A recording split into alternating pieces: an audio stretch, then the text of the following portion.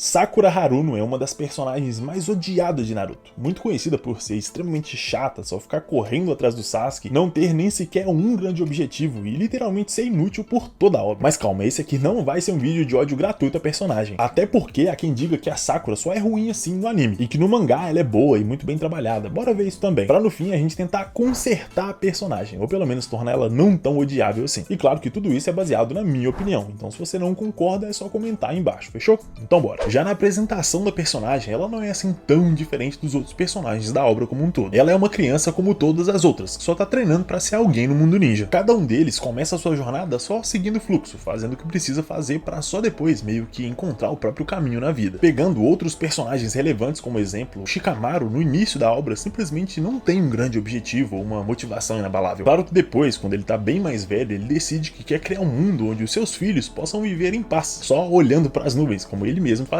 O que enriquece muito o personagem, é claro, mas ainda assim, no começo ele não tem essa grande motivação. E o mesmo vale pra Ino, a Hinata, o Shino, o Choji e muitos outros que não são tão importantes assim pra história. Mas é aí que começam os problemas. Se pegarmos os outros personagens principais como o Neji, Gaara e Rock Lee, por exemplo, eles têm sim uma grande motivação desde o início. O Neji quer se tornar forte o bastante pra nunca perder, pra poder provar, mesmo que indiretamente, que o seu clã estava errado em separar as famílias a partir da sua linhagem sanguínea. O Gaara queria ser reconhecido como um indivíduo e não como um monstro, mas como não conseguiu ser reconhecido assim, ele quis se tornar um monstro para punir as pessoas que o maltrataram. Já o Rock Lee queria provar que o trabalho duro é tudo que ele precisa para se tornar o ninja mais forte de todos. E o que todos esses personagens têm em comum? Um trauma pessoal, um dilema que traz motivação e cria um objetivo, uma barreira a ser superada. Cada um deles sofreu de alguma forma, o que fez eles se desenvolverem como indivíduos e criarem uma forma de se provarem para o mundo. E nesse ponto você pode estar pensando, então tá tranquilo, nem todo personagem da obra precisa de uma grande motivação, tá tudo bem. Então, mais ou menos. Você percebeu que até aqui eu só comparei a Sakura com outros personagens secundários da obra? Perdi no argumento. Nenhum desses que eu disse até agora faz parte do trio principal. Eles não são protagonistas da história, então tudo bem eles não serem tão aprofundados. E mesmo assim, os que são acabaram sendo muito mais populares e interessantes do que os outros. Ou você vai me dizer que prefere esses caras do que esses aqui? Pois é, isso sem nem falar dos protagonistas, que aí o bagulho fica sinistro. O Sasuke já começa com a sua motivação de matar o Itachi pra vingar o massacre do seu clã, usando isso como motivação pra se tornar forte o bastante pra alcançar o seu objetivo. O Naruto, desde o início, já queria ser um Hokage, pra assim como o Gaara ser reconhecido como um indivíduo. Alguém que é digno de fazer parte da vila. O que nos dois casos veio por conta do trauma de ser excluído por conta de uma biju. Ou seja, qualquer personagem realmente interessante na obra tem uma motivação forte, um trauma, um dilema moral. Mas e a Sakura? Tudo que a gente vê no início da obra é ela correndo atrás do Sasuke sem parar e tratando o Naruto super mal sempre que possível. O que ainda vamos discutir mais pra frente nesse vídeo. E talvez nesse ponto você diga, mas o Naruto também ficou correndo atrás do Sasuke a obra inteira. E sim, você tá certo nisso. Mas é aí que tá, o Naruto não era só isso. Ele tinha muito mais camadas e motivações além dessas. E até essa correria atrás do Sasuke não era por simplesmente gostar dele, mas sim pra se provar como ninja, ou como ele mesmo diz, como eu posso me tornar um Hokage se eu não consigo nem mesmo salvar um amigo? E isso sem falar que essa parte do Naruto é uma que os fãs menos gostam do personagem, de ele ficar só correndo atrás do Sasuke. Ou seja, se tirar todo o restante do subtexto do personagem, seus dramas, motivações, traumas, e deixar ele só correndo atrás do Sasuke, ele também vai ser odiado, assim como a Sakura. E claro que pra ser um personagem interessante e bem escrito, ele não precisa necessariamente ter uma motivação profunda ou um passado trágico. O problema no caso da Sakura é que não parece ter nada muito mais interessante pra colocar no lugar, principalmente porque, tecnicamente, ela deveria sim ser tão boa quanto o Sasuke ou o Naruto. Mas então por que eu comecei o vídeo justamente falando desse tópico, motivação? Simplesmente porque, pra mim, essa é a base de qualquer personagem. É ela quem vai dar o pontapé inicial na narrativa, dizer se o personagem é ou não bom no seu início. A diferença de um personagem irritante e chorão pra um traumatizado e interessante é justamente essa, o porquê das suas ações. Peraí, ações? Bora falar desse tópico agora, os grandes feitos da personagem. Ainda no clássico, ou na Floresta da Morte para ser mais exato, foi a Sakura quem defendeu Naruto e o Sasuke enquanto eles estavam incapacitados. É ela quem luta contra o Zaku e a Kim para proteger os dois depois que o Rock Lee já tinha ido de base. É esse o momento em que ela corta o próprio cabelo para se soltar da Kim e conseguir contra-atacar, além de também reconhecer que ela sempre se focou demais no Sasuke enquanto tratava super mal o Naruto, tudo para tentar pelo menos ficar do lado deles, quando na verdade eles claramente estavam bem à frente dela. Ou seja, aqui a Sakura reconhece essa inutilidade que todo mundo reclama, o que poderia ser um ótimo momento de virada pra personagem, onde ela poderia se fortalecer e se desenvolver completamente a partir daí, mostrando que sim, ela é tão importante quanto os outros dois. Mas também precisamos ser sinceros, a luta em si é boa, é a primeira vez que a Sakura mostra que realmente sabe lutar, e isso até ela morder o cara e ficar lá tomando soco na cara. Mano,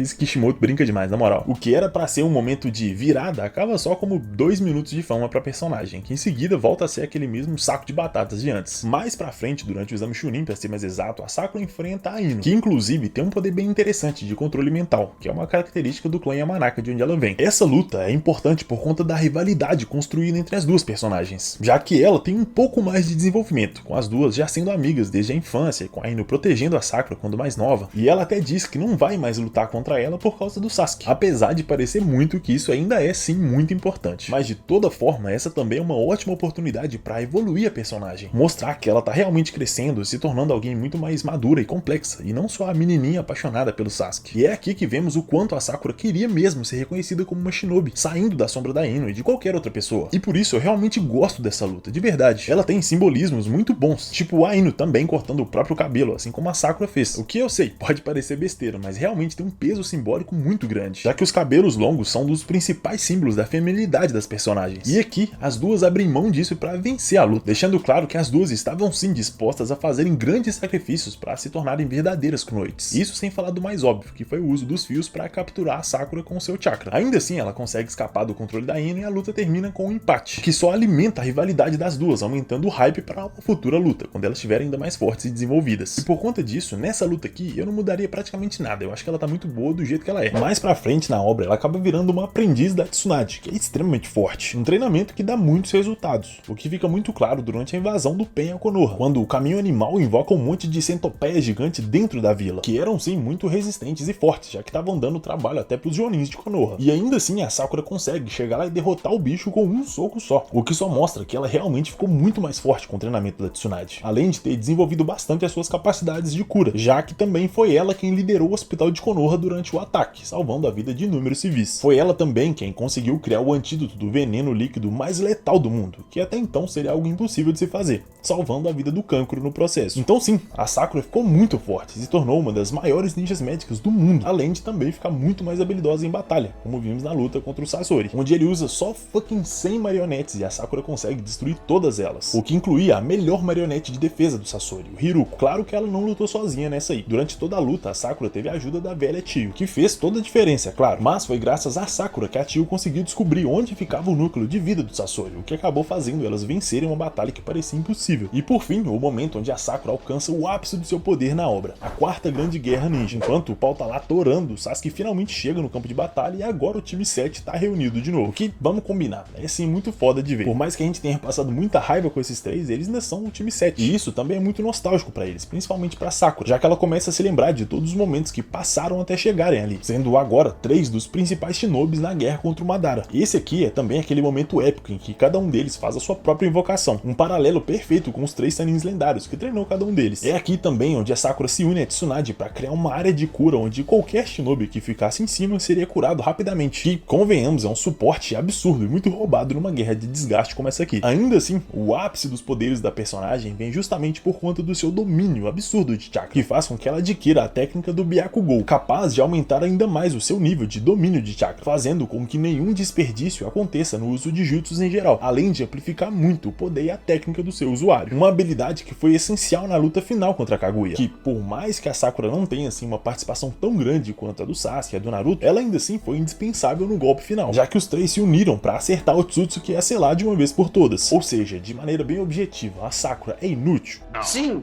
Não! Não, ela não é inútil. Mas ainda assim fica devendo em muito quando comparada aos outros membros do time 7, o que só piora com algumas das suas atitudes ao longo da obra, ou melhor, ao longo do anime, já que muitas dessas críticas parecem não ser assim tão verdadeiras quando passamos pro mangá. E é sobre isso que a gente vai falar agora. Bora ver o que tanto falam em defesa da Sakura no mangá para ver se as coisas melhoram tanto assim. Antes de tudo, uma das coisas que mais me irritam na personagem no anime é justamente a sua relação com o Naruto e com o Sasuke. Enquanto ela passa metade do tempo idolatrando o Sasuke, a outra metade ela passa maltratando o Naruto meio que de graça. O tempo todo batendo no moleque, humilhando e fazendo pouco caso de tudo que ele faz por ela. Mas por que exatamente isso acontece? E a resposta mais direta a essa pergunta é por conta do arquétipo da personagem. Bora desenvolver isso um pouco mais. Se você já viu alguns animes, tá ligado que existem alguns clichês que se repetem em quase todas as obras. Não todas, mas quase. Nesse caso, eu tô falando do arquétipo arquétipo Dere, sendo os dois tipos mais conhecidos a Yandere, que é aquela personagem que demonstra ter um amor tão grande com outro personagem que chega a ser doentio, como uma obsessão mesmo. E o segundo tipo é a Tsundere, que é basicamente uma personagem aparentemente agressiva e que às vezes até demonstra desprezo pelo outro personagem, quando na verdade gosta dele de alguma forma, sendo a Sakura obviamente o segundo caso. E no mangá ela também demonstra esse desprezo pelo Naruto e trata ele bem mal em algumas situações, chegando até a bater nele algumas vezes ao longo da obra. O problema é que no anime eles pegam essa característica e levam pro extremo, fazendo ela bater no Naruto 324 vezes por episódio e humilhar ele só porque ele deu bom dia pra ela. Ou seja, durante a adaptação isso do Pierrot acabou exagerando muito nessa parte, chegando a mudar frases inteiras do mangá pro anime que fazem a Sakura ser ainda mais, como eu posso dizer, mais insuportável. Tipo quando ela é questionada sobre quem salvaria caso Naruto e o Sasuke estivessem inconscientes. No anime ela responde Sasuke, enquanto no mangá ela diz e repete em várias outras ocasiões que salvaria os dois, o que inclusive acontece lá na Floresta da Morte, como acabamos de ver. Além de também ter alguns momentos bem merdas em relação ao Naruto ser órfão, tipo quando ela começa a reclamar dos seus pais pegarem no pé dela pro Naruto, mano, tipo um moleque que vivia à base de miojo e água, sozinho numa casa, porque o seu pai e sua mãe morreram pra salvar a vila. E mesmo que você me diga que essa cena não é totalmente canon, ela faz algo parecido, tanto no anime quanto no mangá. No anime é quando ela começa a falar mal do Naruto pro Sasuke, dizendo que ele arruma tanta confusão assim porque sempre viveu sozinho e nunca teve paz, e por isso é tão sem noção e solitário. Tudo isso num tom de ironia, literalmente zoando o moleque por não ter paz. E também no mangá, quando ela comenta com o Sasuke que o Naruto tem sorte em não ter paz, dizendo que ele tem ou não o que fazer. Tipo, pro Sasuke, um moleque que também perdeu a família toda no massacre. Mano, na moral, não tem como defender isso aqui, é muito sem noção. Mas mesmo assim, tem umas cenas que o anime realmente ferrou com a Sakura. Tipo na luta contra Kaguya, o soco que ela toma da Sakura chega a quebrar um dos seus chifres e ainda machuca o rosto dela. Mas no anime, como a gente acabou de ver, parece que o soco foi mais uma firula, uma participação especial pra Sakura não ficar lá todo, que um golpe que realmente causou dano. E ainda tem muitos outros pequenos momentos no mangá onde ela é bem mais empática com o Naruto. Seja na prova da Academia Ninja, onde ela demonstra estar preocupada com o Naruto numa prova tão difícil, sabendo que ele provavelmente não passaria, ou até contra os Zabuza, quando ela chega a salvar ele na luta. Ou seja, por mais que a Sakura do mangá tenha assim os seus momentos tsundere das ideias, ainda é bem mais leve e equilibrado do que no anime, o que só piora quando eles também acabam tirando alguns momentos onde a personagem mostra ainda mais o seu poder de luta, ou em momentos de redenção pra justificar tudo isso. E isso sem nem falar do momento que mais me dá raiva da personagem, que é quando ela diz que desistiu do Sasuke e que ama o Naruto só pra tentar fazer ele desistir de recuperar o Sasuke. Cara, sinceramente, essa foi pra mim uma das piores decisões sobre a personagem, porque assim, eu vou explicar. Lá no clássico vemos essa desconstrução começando a acontecer, da Sakura sempre dizendo que ia alcançar os dois, que ela não era mais fraca por ser mulher e que ia sim se tornar uma kunoichi muito poderosa, o que, vamos ser sinceros, é muito bom de ver, é interessante e aumenta as expectativas sobre o futuro da personagem. E até na luta da Ino, que eu já citei, ela fala que não vai mais lutar pelo Sasuke, e que ali não são duas garotas brigando, mas sim duas kunoichis, duas ninjas. Tudo isso pra, no fim,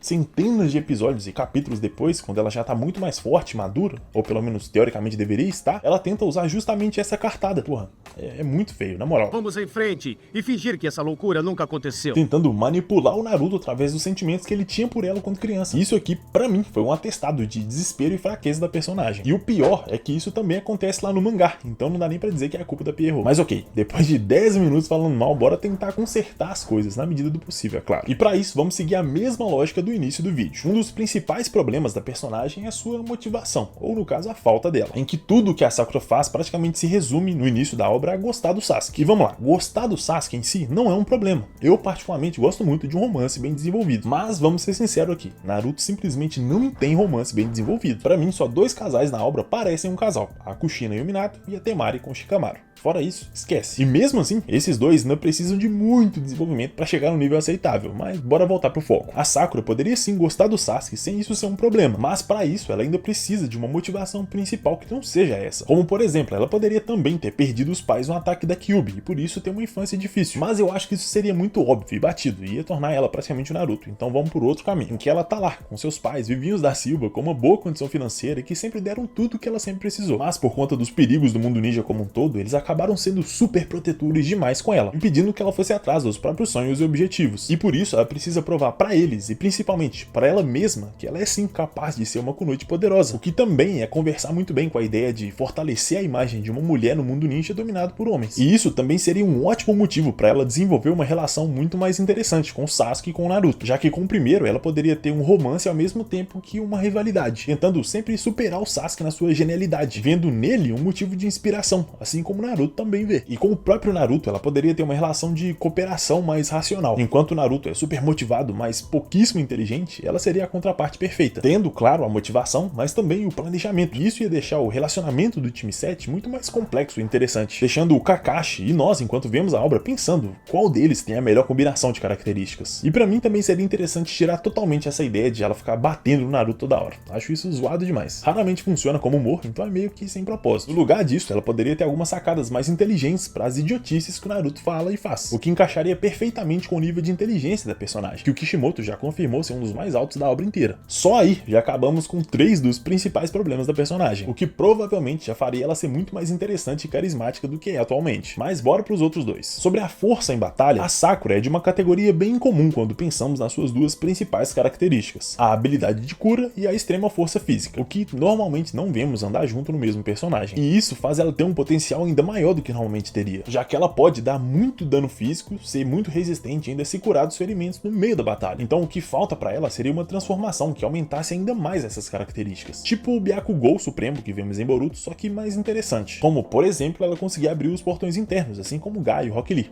mas com a diferença de que ela consegue fazer isso por mais tempo e sofrendo menos dano por conta da sua recuperação rápida. Ah, mas isso ia ficar roubado demais, ela ia ser muito poderosa. Mano, o Naruto tem 437 transformações, da Kyuubi, do Hagoromo, até do Optimus Prime se der mole. O Sasuke tem 24 habilidades oculares diferentes, Sharingan, Mangekyo, Rinnegan, Teleporte, tem a porra toda. Por que a Sakura também não pode ser apelona? E com isso, ela obviamente teria muitos outros momentos de luta, momentos bons, momentos fodas, sendo praticamente uma arma humana, imbatível no mano a mano. E mesmo assim, ela não seria tão apelona quanto o Naruto e o Sasuke. Então acho que é justo resgatar uma outra característica da personagem. Com seu controle de chakra absurdo e inteligência fora do normal, ela poderia ser uma especialista em ninjutsu, colocando até mesmo alguns Uchihas no chinelo com essa habilidade. Aí sim ela seria temida e respeitada como os outros dois, mesmo que ela não tivesse o poder do sol ou alguma coisa assim. Claro que todas essas mudanças são bastante extremas e alterariam completamente a dinâmica da obra, mas vamos concordar que também é salvar a personagem com toda certeza. Na verdade, mesmo que uma ou duas dessas mudanças fossem realmente feitas, a Sakura já seria uma personagem bem melhor. Inclusive, me diz aí, o que você achou dessas mudanças? O que você faria de diferente? Comenta aí e bora dar um jeito nessa personagem com tanto potencial desperdiçado. Eu espero que você tenha gostado desse vídeo, que deu um trabalhão, então me dá uma força aí no like, na inscrição, além de me seguir lá no Insta também e entrar na nossa comunidade do Discord para fazer parte da galera. No mais, o meu muito obrigado pela sua atenção e pelo seu tempo. Um agradecimento especial aos membros do canal, às pessoas que ajudam a manter esse canal de pé, e eu não tô zoando, é sério. Eu espero que vocês tenham gostado desse vídeo de verdade, e se você também quiser ter acesso aos vídeos exclusivos, seu nome aqui nos créditos e ainda ajudar o canal, se torne também um membro. É baratinho e você já tem acesso a tudo, fechou? Então tamo junto, é nóis e te vejo no próximo vídeo. Valeu!